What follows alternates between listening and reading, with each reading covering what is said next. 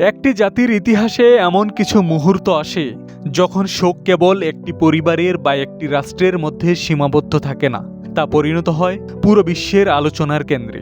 ঠিক তেমনই এক অভূতপূর্ব বিদায়ের প্রস্তুতি নিচ্ছে ইরান।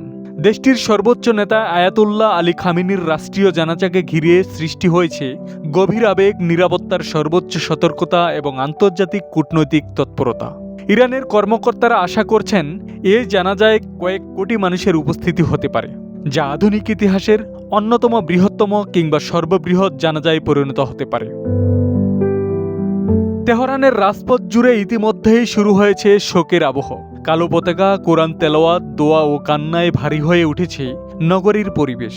লাখো মানুষের কণ্ঠে একই প্রার্থনা, শেষ বিদায় যেন মর্যাদা ও শান্তির সঙ্গে সম্পন্ন হয়। অতীতের বিশাল জনসমাগমে ঘটে যাওয়া দুর্ঘটনার অভিজ্ঞতা থেকে শিক্ষা নিয়ে এবার নজিরবিহীন নিরাপত্তা ও জনসমাগম নিয়ন্ত্রণের ব্যবস্থা নেওয়া হয়েছে।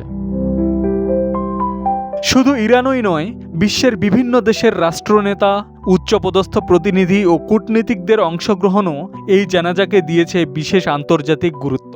বিভিন্ন দেশের প্রতিনিধিদের আমন্ত্রণ জানানো হয়েছে এবং একে ঘিরে চলছে ব্যাপক কূটনৈতিক তৎপরতা।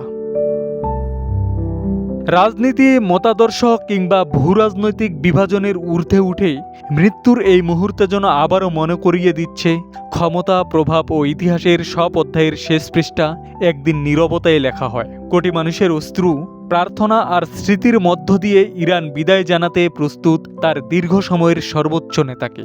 ইতিহাসের পাতায় এই জানাজা শুধু মানুষের উপস্থিতির জন্য নয়, বরং একটি যুগের অবসানের প্রতীক হিসেবেও স্মরণীয় হয়ে থাকবে।